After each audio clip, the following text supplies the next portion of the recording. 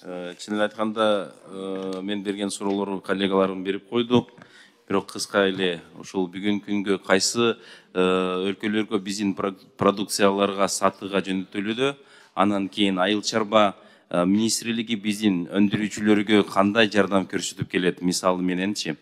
Анан продукциянын сапатына карата талаптар абдан жогору экен. Чын эле айтканда, ушул сапаттардын көзөмөлдөө боюнча кандай иштер аткарылып жатат? Себеби көп учурда биздин сапат жана стандарттарына туура келбей калат да. Ушул Россия Федерациясына жана Кытайга сапат стандартына туура келбей калса, кандай иш болуп атат, анан каралып жаткан секторду өркүндөтүү кандай тоскоолдор бар экен? Кыскача айтып коюңузчу ушул. Рахмат.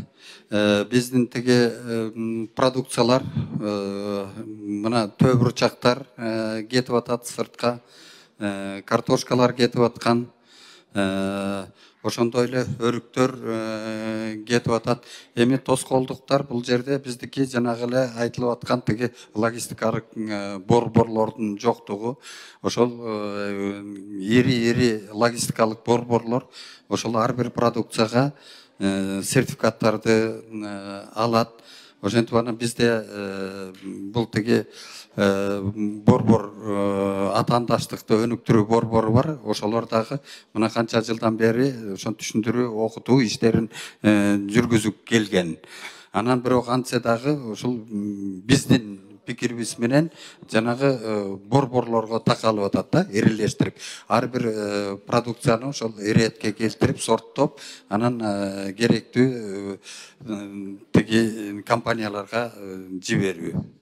Кубатов Николаевич, азыркы убагында бизде лаборатория боюнча кандай иш болуп атат? Эмне себептен биздин дыйкандар Россияга алып барган жер жемиштер, мөмө жемиштер бул экинчи сорт, үчүнчү сорт болуп атат. Бирок сапаты бизде чын эле айтканда чоңураак, тазараак, экологический продукттар алып барсак, барбир баасы арзаныраак да башка мамлекеттерге карагандачы.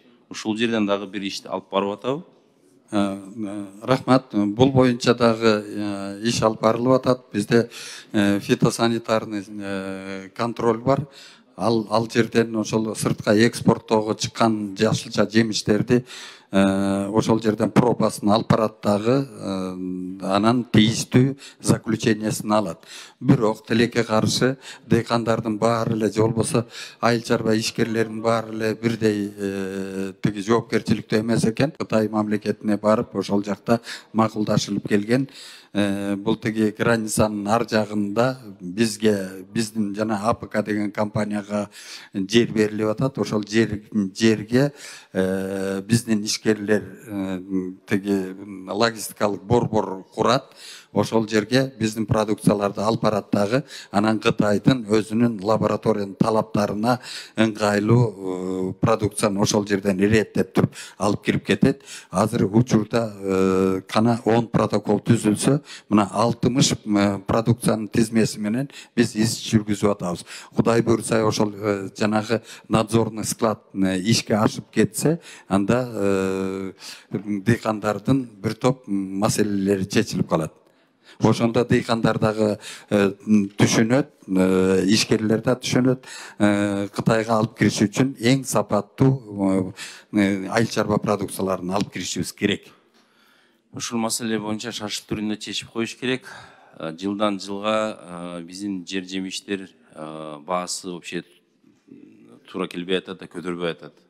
Мисалы үчүн быйыл пияз, лук, анан сабиз,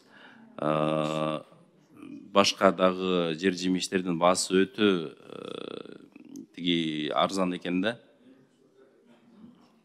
Туура айтасыз. Мында эми бизде тиги көркү опыт болгон, себеби черешня кирген, бир 4 эсе 5 эсе кымбат сатып биздин дыйкандар жыргап калышкан. Бирок ошонун баарын жоопкерчиликтүү эмес, жанагындай вредный организм кошо кирип кеткен дагы, ошонун айынан биздин черешнябызды да токтотуп койгон Кытай. Рахмат, ушул долбоордун өнүгүү үчүн мен ойлойм ушул чоң пайда алып келет да биздин мамлекетибизге. Рахмат.